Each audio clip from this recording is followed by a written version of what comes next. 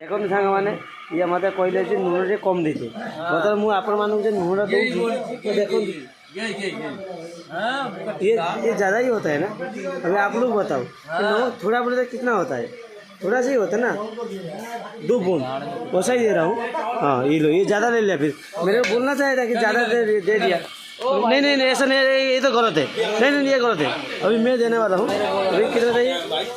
अभी ये थोड़ा सा ही दिया उनको नमक, ये लो हो गया नमक। बाकी ये तो अपना नित्या भाई है, अभी मटन दे रहे हैं। देखो फिर चालू है अपना पार्टी।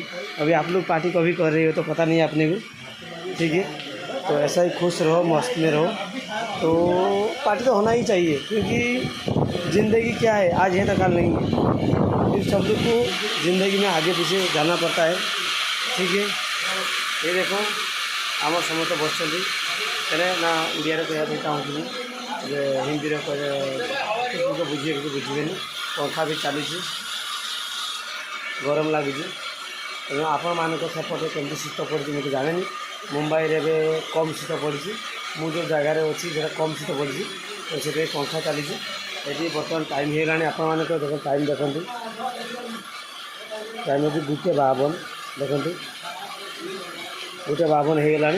आपण मान सेपटे कमी शीत पड़ी मुझे जाने देख आम पार्टी चलती आप पार्टी करूँ सेयार करूँ तेणु केमती आप पार्टी है मत जनइबे। रोज जय जगन्नाथ।